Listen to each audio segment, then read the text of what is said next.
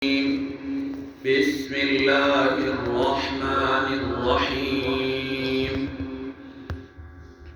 إن الله اشترى من المؤمنين أنفسهم وأموالهم بأن لهم الجنة يقاتلون في سبيل الله فيقتلون ويقتلون وعدا عليه حقا في التوراة والإنجيل والقرآن صدق الله مولانا العظيم وصدق رسوله النبي الهاشمي الكريم ونحن على ذلك لمن الشاهدين والشاكرين والحمد لله رب العالمين.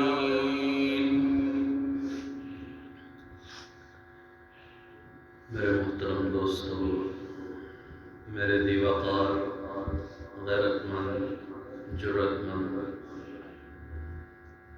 ملت اسلام کے نوجوان عزیزوں پیاروں، چند سابقہ جمعہ مبارکات میں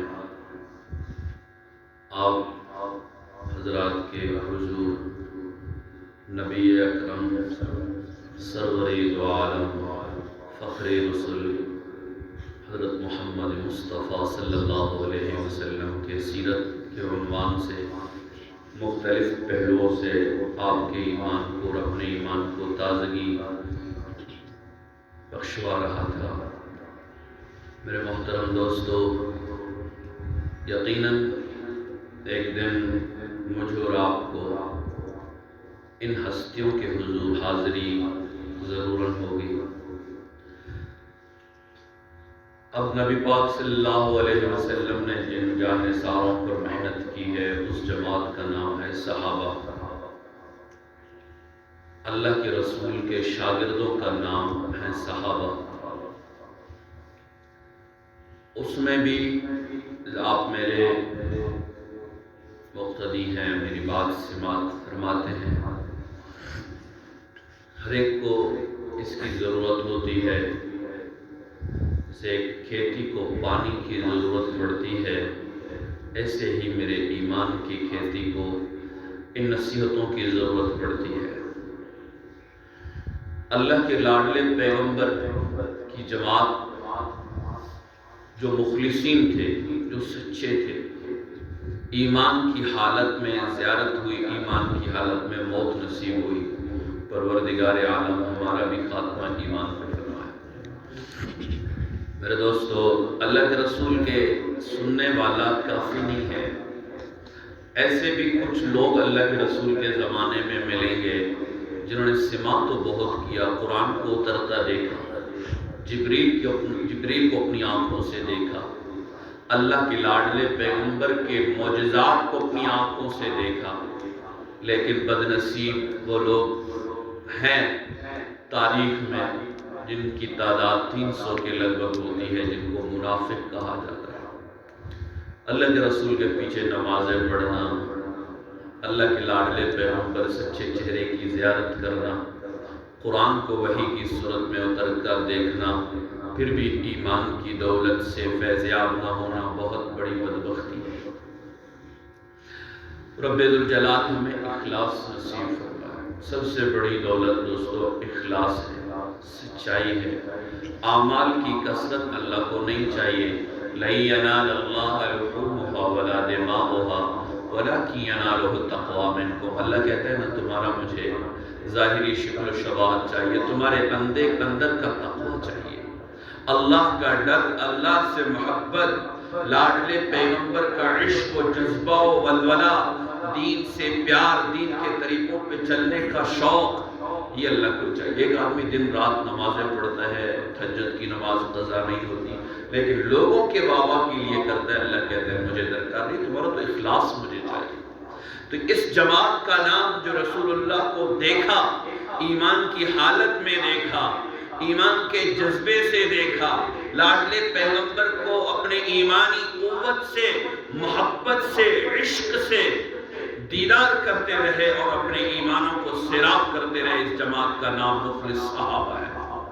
پھر ان صحابہ کا ایسا ایمان بنا، ایسا ایمان بنا، ایسا جذبہ تھا ایمان کا، اللہ کے ساتھ کا ایسا تعلق نصیب ہوا، پھر رب ذوالجلال سے جو استراح کرتے تھے، مانگتے تھے، پھر رب ذوالجلال انہیں محروم نہ کرتا تھا۔ صحابی رسول ہے، دیکھیے نا بچپن سے ایمان کتنا بنا ہے۔ بچپن کا ایمان تو ہمیں بھی اللہ نے ماں کی گود میں نصیب کیا ہے، اسلام ہمیں بھی ماں کی گود میں نصیب ہوا۔ صحابہ کے بچوں کو بھی ایمان گود میں نصیب ہوا۔ اللہ کے لاڈلے پیغمبر کا دیدار صحابہ کی نسلوں کو گود میں نصیب ہوا، لیکن وہاں کا ایمان اور آج میرا ایمان کتنا فرق ہے۔ ایک صحابی رسول ہے، بچہ ہے،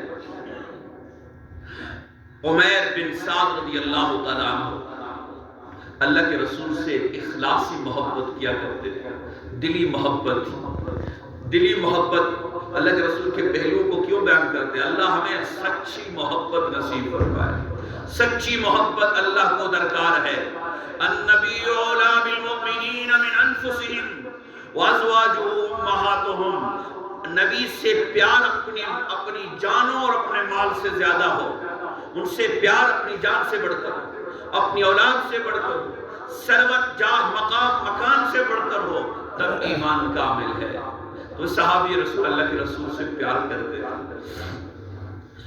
چچا بے ایمان تھا، منافق تھا، وہ بچہ اللہ کے رسول کا سچا مخلص محبت کرنے والا تھا۔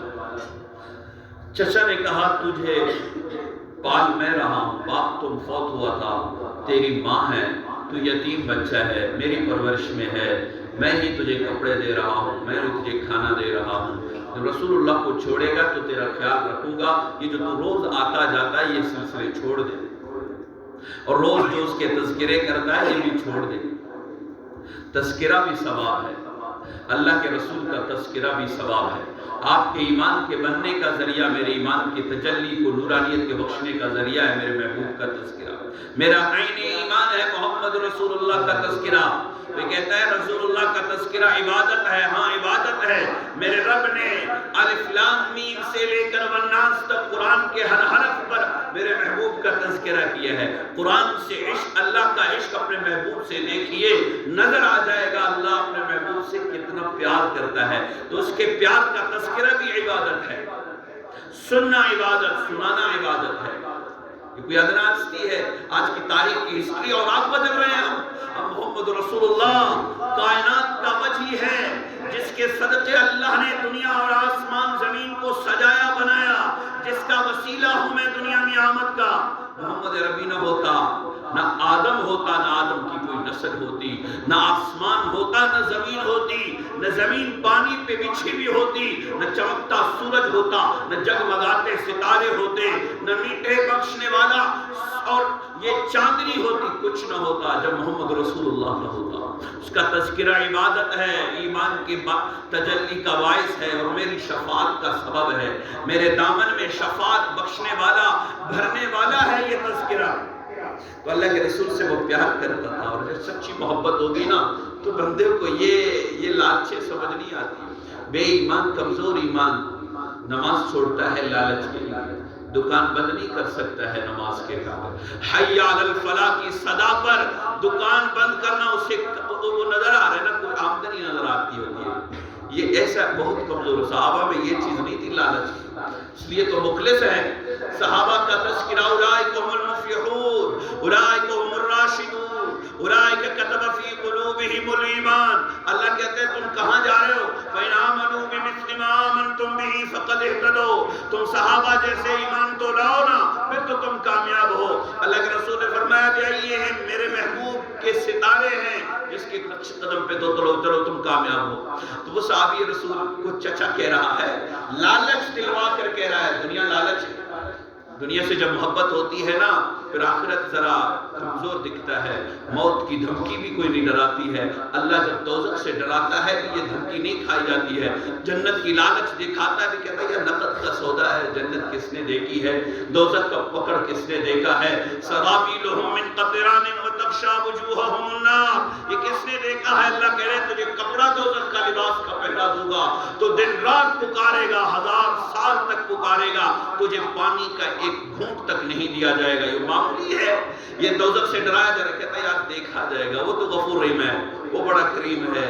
بچوں کو پالنا بھی تو ضروری ہے، یہ بھی تو ضروری ہے. صحابی کو اس کا چچا کہہ رہا ہے کیا خیال ہے میرے کپڑوں میں رہو گے، میرے کھانا کھاؤ گے تو میرے رسول اللہ کو چھوڑنا پڑے گا. کہا چچا جان یہ لباس تجھے مبارک، یہ کھانا تجھے مبارک، یہ گھر تمہیں مبارک. ماں کے پاس آ کے کہنے لگا اماں تو قابل احترام ہے، میں رسول اللہ کو جان نثار کو نہیں چھوڑ سکتا ہوں، آپ کو یہ برداشت کرنا ہوگا.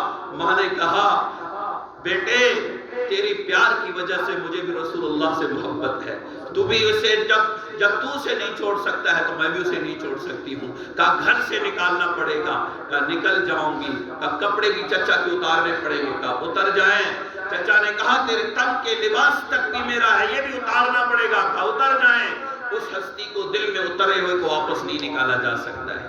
یہ سچا عشق اور سچی محبت ہے، یہی نجات ہے، یہی اولئک هم المفلحون کی جماعت کا ایک جز ہے. اولئک کتب فی قلوبہم الایمان کا ایک جز ہے. اسی کی تربیت تو کر رہے ہیں ہم. اپنی تربیت کر رہا ہوں، آپ کی تربیت کر رہا ہوں. اللہ اور اللہ کے رسول سے سچا عشق ہو جائے، سچی محبت ہو جائے، نجات ہو جائے، نجات کا ذریعہ ہو جائے اور آخرت میں روز محشر میں شفاعت کا سبب بن جائے. تو حضرت عمیر بن سعد کو اس کے تن کے کپڑے نکال دیے گئے. کہا نکل جا، میرے گھر سے چلا جا، میراث سے تمہیں محروم کر دے رہا ہوں. اور تمہاری ماں سے بھی کہہ دو میرے جتنے بھی لباس ہیں چیزیں سارے میرے گھر تک پہنچا دو. تم اور تمہاری ماں میرے دربار سے چلے جاؤ. بیٹا آتا ہے، ماں جب دیکھ لیتا ہے بیٹے کی آنکھوں میں آنسو، کہا ماں مزید نہیں رہا جا سکتا ہے، جاؤں گا مدینہ. جب یہ سفر کرنے نکل گیا اور ایک سے ادھار مانگا لباس، اس سے پاڑا وہ چادر اور جسم پہ ڈالا اور تہبند میں ڈالا، نکل کے چلتا ہے مدینے کے سفر میں. میرے آقا کو پتہ چلا، جبریل آئے کہ ایک تیرا عاشق آ رہا ہے، سچی محبتیں لے کے آ رہا ہے، سچا پیار لے کے آ رہا ہے. اللہ کے رسول نے حضرت بلال سے کہا بلال عبداللہ نامی ایک شخص آئے گا، اسے میرے حجرے میں لے کے آنا. حضرت بلال انتظار میں تھے. جب اللہ کے رسول صلی اللہ علیہ وسلم کا یہ جان نثار عبداللہ مدینہ کی سرزمین پر پہنچتا ہے تو حضرت بلال حبشی رضی اللہ تعالیٰ عنہ ان کا ہاتھ پکڑ کر اللہ کے رسول کے حجرے میں اسے لے کے جاتا ہے. میرے محبوب نے فرمایا تم نے جس کے لیے فدا کی ہے اپنی جان اور اپنے مال کو، تو رائے گا نہیں، ضائع نہیں جائے گا. یہ تیرا ایمان ہے، یہ تیری دنیا کی نجات ہے، تیری آخرت کی نجات ہے. تو لمبے سوچتے ہیں دنیا میں دنیا ہی بن جائے، آخرت میں غفور و رحیم ہے. دنیا میں رزاق ہونا، محنت کرنا، یہ بھی تو سبب ہے. یہ اسباب بہانے ہوتے ہیں. پھر کیا بنا؟ ایک دن یہی عبداللہ، تو پھر تو سب کچھ چھوٹ گیا نا، نازک تو ختم ہو گئے. کو پتہ تھا جب تن کا بدن بھی لوٹا جائے گا، کھانا بھی نصیب نہیں ہوگا. مدینہ میں تو اللہ کے رسول پہلے سے فقر و فاقہ کی زندگی بسر کر رہے تھے. ایمان چمکایا جا رہا تھا، پرکھا جا رہا تھا. یہ دعویٰ الگ ہے کہ میں اللہ تجھے ماننے والا ہوں، تیرے نبی سے پیار کرنے والا ہوں، یہ جملہ الگ ہے. میدان میں اتر کر صحابہ کی طرح ایمان کے امتحان میں کامیاب ہو جانا، یہ عین ہے. جب صحابی رسول حضرت عبداللہ رضی اللہ تعالیٰ عنہ صحن میں بیٹھے ہوئے تھے، اونچے اونچے ذکر کر رہے تھے اللہ اللہ. تو حضرت عمر رضی اللہ تعالیٰ عنہ نماز پڑھ رہے تھے. نماز سے فارغ ہو کے واپس باہر گئے اور دیکھا عبداللہ کو تھوڑا سا ڈانٹا، عبداللہ راستہ پڑا کرو. اللہ کے رسول کو پتہ چلا کہ عبداللہ کو حضرت عمر نے ڈانٹا ہے، عبداللہ بن اسد کو. تو اللہ کے رسول نے فرمایا عبداللہ کو مت ڈانٹا کرو، یہ مجھ سے بہت پیار کرتا ہے اور میری محبت کی خاطر اس نے سب کچھ چھوڑ دیا ہے. جب ایک سفر میں نکل گئے، ان کا انتقال ہو گیا، تو اللہ کے رسول صلی اللہ علیہ وسلم نے فرمایا کہاں ہے میرا عبداللہ؟ کہا وہ بیمار ہیں. تو اللہ کے رسول خود گئے، دیکھا اینٹ پہ سر رکھا ہوا ہے، سر سے اینٹ ہٹایا، اینٹ سے سر ہٹایا، گود میں رکھا. کہا عبداللہ تو اللہ اور اللہ کے رسول کی محبت میں تو نے وطن چھوڑا، تو نے ملک چھوڑا، تو نے اپنے تن کے بدن اتار دیے، تم نے اپنی راحتوں کو ٹھوکر کے قدم پہ رکھا، تم نے اپنے وطن سے جدائی کی، تم نے ہر سامان کو قربان کیا، اور اللہ کے رسول آپ تجھے ضائع نہیں ہونے دے گا۔ سر رکھا گود میں، اسی حالت میں روح نکل گئی، آپ نے اپنے جسم کی چادر اتاری، اس میں دفن دیا، قبر میں نیچے اترے، پھر ہاتھ اٹھائے، کہا اللہ کہ عبداللہ سے میں راضی ہوں، اس سے تو راضی رہنا۔ حضرت عمر رضی اللہ تعالیٰ عنہ اس کا تذکرہ بہت کہا کرتے تھے۔ عمر رضی اللہ تعالیٰ عنہ کہا کرتے تھے کاش عبداللہ کی جگہ مجھے قبر میں میرا محبوب اتار دیتا اور یہ کہتا اللہ میں اس سے راضی ہوں، تو راضی ہو جانا اس سے۔ یہ سچے ایمان والے تھے، سچے مخلص تھے، دنیا کو نہیں دیکھا، اللہ اور اللہ کے رسول کے عشق کو سینے سے چپکایا، محبت، سچے عاشق بنے، سچے۔ حضرت بلال، یہ صحابی اکرام، ایک اور صحابی ہیں حضرت عمیر رضی اللہ تعالیٰ عنہ، ان کے چچا کا نام تھا جلاس، منافقوں کا میں نے آپ کو ذکر کیا، جلاس یہ حضرت عمیر رضی اللہ تعالیٰ عنہ کے ساتھ آیا کرتے تھے، اللہ کے رسول کی مجلس میں بیٹھا کرتے تھے، سنا کرتے تھے۔ تو حضرت عمر تو سچی، عمیر رضی اللہ عنہ سچے مخلص صحابی تھے، اس میں ایمان ذرا کمزور سا تھا جلاس میں۔ ایک دفعہ حضرت عمر رضی اللہ تعالیٰ عنہ کے ساتھ ان کا چچا اللہ کے رسول کی مجلس میں نہیں آیا، حضرت عمر رضی اللہ تعالیٰ عنہ اکیلے آئے، اللہ کے رسول کی نصیحتیں سنی اور جا کے چچا کو کہنے لگا کہ چچا آج اللہ کے رسول صلی اللہ علیہ وسلم نے یہ نصیحتیں فرمائی ہیں، یہ بیان فرمایا ہے۔ جلاس کہنے لگا اگر وہ سچے ہیں تو پھر تو ہم تو گدھوں سے بدتر ہیں۔ یہ کہنے لگا اللہ کے رسول، وہ اللہ کے رسول ہیں، تو آتا نہیں ہے ان کی مجلس میں چچا؟ چھوڑو یہ بات۔ حضرت عمر رضی اللہ عنہ کی آنکھوں میں آنسو آئے، دوڑتے ہوئے یا رسول اللہ میرا چچا تو منافق نکلا۔ اللہ کے رسول صلی اللہ علیہ وسلم مسکرائے، کہا چھوڑ دو، مجھے پتا ہے، رہنے دو، کون منافق ہے کون سچا ہے، کون مخلص ہے کون دھوکے باز ہے، چھوڑے دو۔ حضرت عمر رضی اللہ اتنے میں سے وہ دوڑا ہوا آیا، جلاس، اللہ کے رسول میرا بھتیجا بچہ ہے، آپ اس کی بات میں آتے ہیں یہ جھوٹ بول رہے میرے خلاف۔ تو حضرت عمر رضی اللہ تعالیٰ عنہ نے بھرے مجلس میں اٹھ کے اکیلے میں چلے گئے، کہنے لگے اللہم ان کنت کاذبا فکذبنی، اللہم ان کنت صادقا فصدقنی۔ میرا چچا مجھے کہہ رہا ہے جھوٹا ہے، اللہ اگر جھوٹا ہوں تو بھی ٹھیک ہے، اگر سچا ہوں اللہ اسی مجلس میں میری سچائی دکھا۔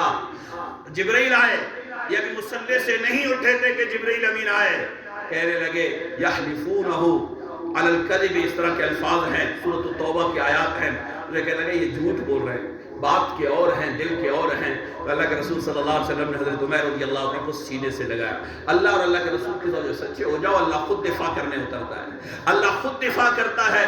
ابو ملیکہ صحابی ہیں، اب حضرت عمر رضی اللہ تعالیٰ عنہ کے دور میں جا رہے ہیں، راستے میں چور پڑ گئے، خچر پہ سوار ہے، سامان ساتھ ہے، چور نے کہا ادھر جا، اور انہیں کہنے لگے سامان میرا لے جا، مجھے کیا کرو گے؟ کہنے لگا نہیں، پہلے تجھے ذبح کروں گا پھر تیرا سامان لے کے جاؤں گا، اگر تجھے زندہ چھوڑ دیا تو تم میری شکایت حضرت عمر رضی اللہ عنہ کو لے کے لگاؤ گے۔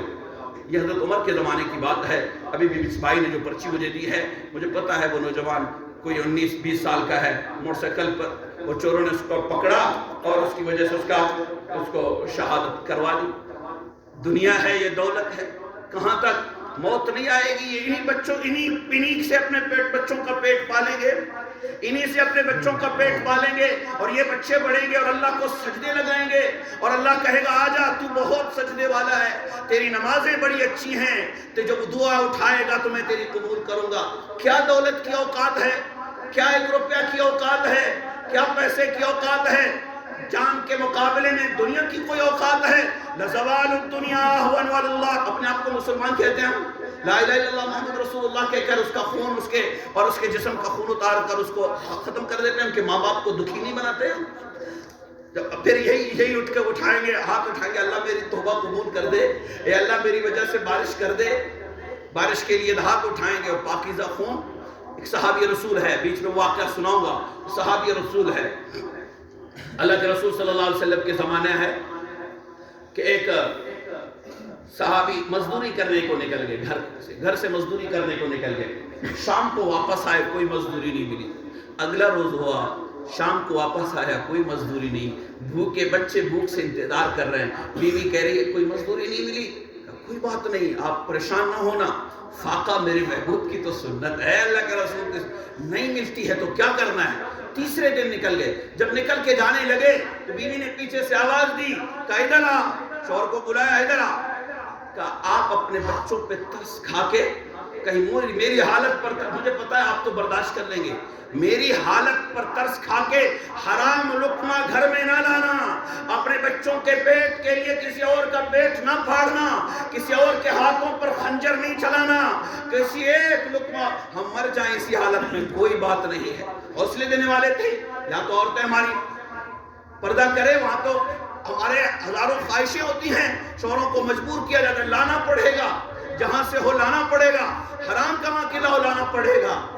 ماؤں سے درخواست ہے، بہنوں سے درخواست ہے، حوصلہ کرو، مہنگائی کے وقت ہے، یہ فقر و فاقہ سہ لو، برداشت کر لو، چوری کر کے پیٹ پالیں گے ہم، اور مسلمانوں کے گھروں میں آگ جلا کے ہم پیٹ پالیں گے۔ چوروں کو شرم نہیں آتی، حیا نہیں آتی۔ السارق والسارقة فاقطعوا أيديهما جزاء بما كسبا نكالا من اللہ۔ اللہ کے رسول کا دور ہوتا، کاش حضرت عمر فاروق کا دور ہوتا، مجال ہوتا، وہ چور چوری کر کے جرت کر کے آگے چلا جاتا اور پھر قاتل بن کے چوری کرتا، ہاتھ نہ کاٹا حضرت عمر رضی اللہ تعالیٰ عنہ کے، اور پھر کوئی جو حضرت یہی چور ہیں، ابو ملیکہ رضی اللہ تعالیٰ عنہ کہنے لگے مجھے 2 رکعت نفل پڑھنے کی مہلت دے دیجئے، 2 رکعت نفل پڑھنے کی مہلت دے دیجئے گا۔ انہوں نے کہا پڑھ لو، کیا ہوتا ہے، ایک تو ہم بھی نفلیں پڑھتے ہیں، اپنی پریشانی آتی ہے نفلیں پڑھتے ہیں، ان کو پتا تھا 2 رکعت، ان کو یہ نہیں پتا تھا کہ اللہ کے رسول کی صحبت یافتہ ہے۔ یہ کون سا ایمان والا ہے جس نے اپنی آنکھوں سے جبرائیل کو اترتا دیکھا اور اس سرور کونین کے صادق چہرے کی زیارت کی ہے اور اس کے ہاتھ میں ہاتھ ٹیک کر ایمان قبول کیا ہے؟ وہ صحابی ہے جو نفل کے لیے اترے گا۔ تو یہ آسان معاملہ نہیں ہے، نفل پڑھنے کی اجازت ہے، پڑھ لو نفل، کیا ہوتا ہے، یہ سب نے نفلیں پڑھ دی، سب کی کوپڑیاں میں نے اڑا دی ہیں، ہوتا ہے تو کیا ہوتا ہے۔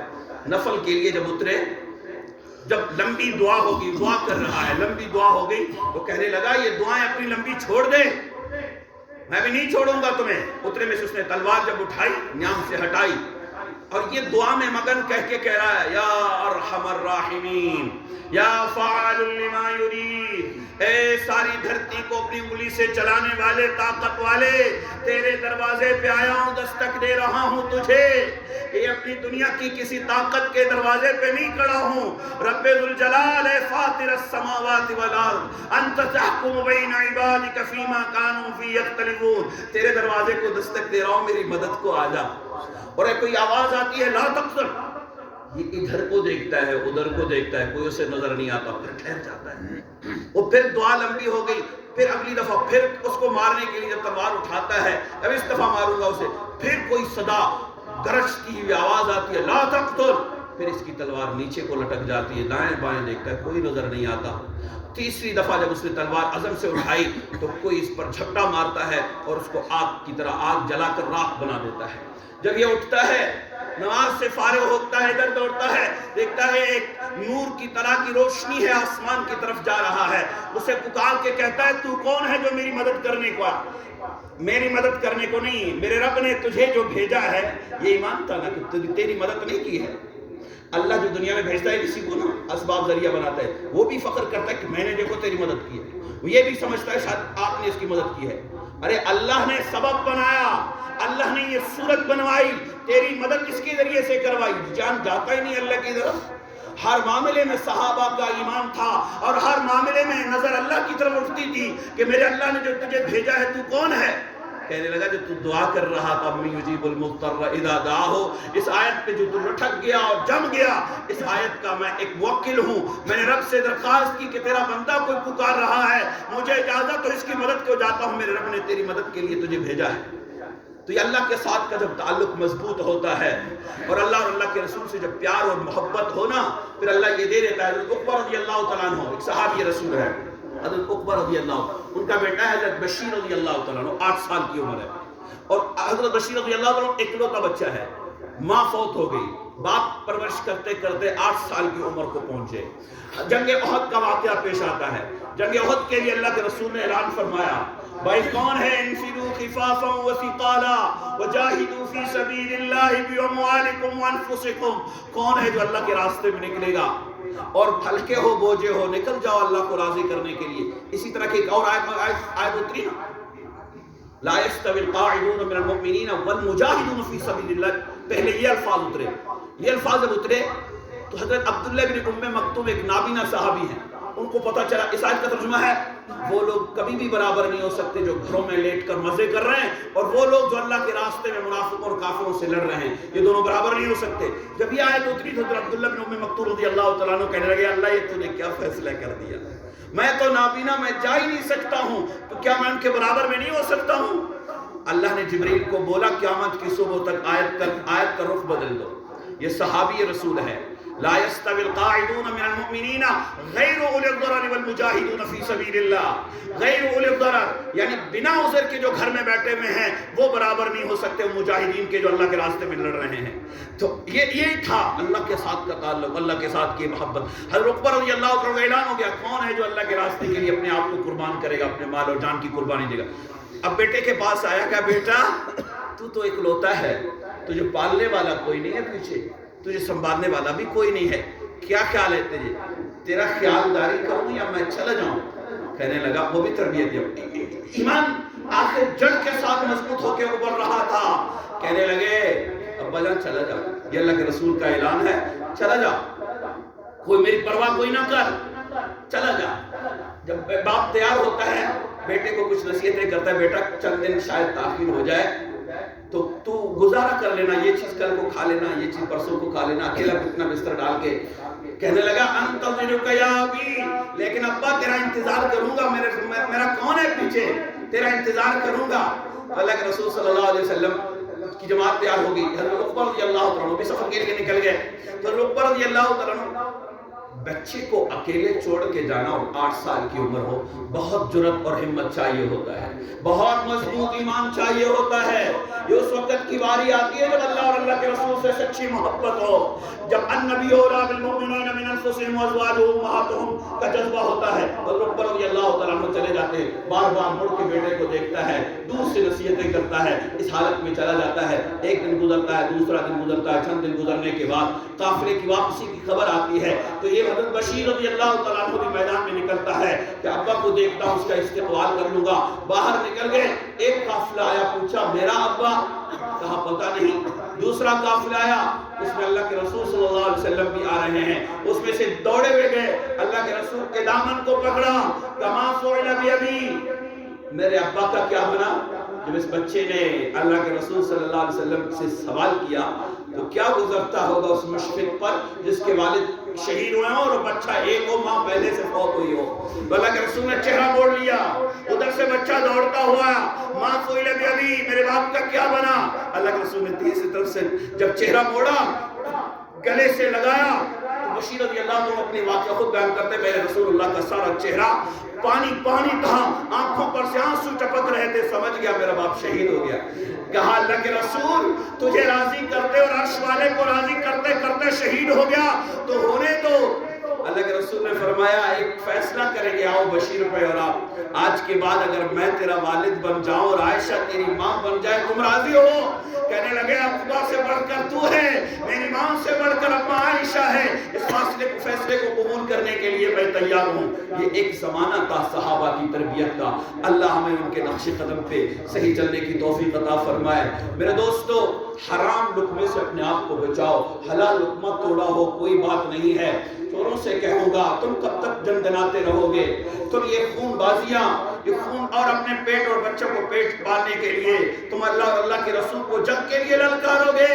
تم عرش کو اپنے اوپر تنگ کرو گے، تم زمین کو اپنے اوپر تنگ کرو گے. تم قوم عاد، قوم سمود، قوم لوط والے کہانی زندہ کرنا چاہتے ہو تو رسول اللہ صلی اللہ علیہ وسلم تمہارے حق میں سفارش کریں گے. تم ان کی ماں کے سسکیاں میں ہو اور تم ان کے باپ کے سینوں پہ خنجر کا وار کرو اپنے پیٹ پالنے کے لیے. اور یہ کب تک کرے گا؟ یہی دوست ہے. یہ تو ہمارے زمانے کے، پرسوں رات کی بات کر رہا تھا، اس لیے مجھے صدمہ بہت ہوتا ہے دوستو. اب کس حالت میں ہم سمجھائیں؟ کیسے بتائیں؟ اور اللہ کے رسول سے عشق یہ نہیں ہے اور موت برحق پیغام ہے، یہ کب آئے گا اس کا اٹل فیصلہ کوئی کسی کو نہیں ہے۔ بڑھاپے میں آئے، جوانی میں آئے، کون بتائے گا کس حالت میں آئے گا؟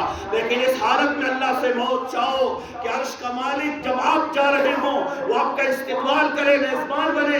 عرش والے کو بھی آپ نے جنگ کے لیے پکارا ہو، اور عرش کے محبوب محمد عربی کو بھی آپ نے جنگ کے لیے پکارا ہو، پھر کیا امید لے کے جاؤ گے قبر میں جنت کی کھڑکی کو لے لی یا سانپ کے کیڑے پڑ جائیں گے؟ قبر میں بچھو نہیں پڑیں گے، موت آسانی سے روح نکل جائے گی۔ اور اللہ کے رسول کی اس امت کے ساتھ، ان بندوں کے ساتھ ہم ظلم کی دھرتی کو آگ سے بھر دیں گے۔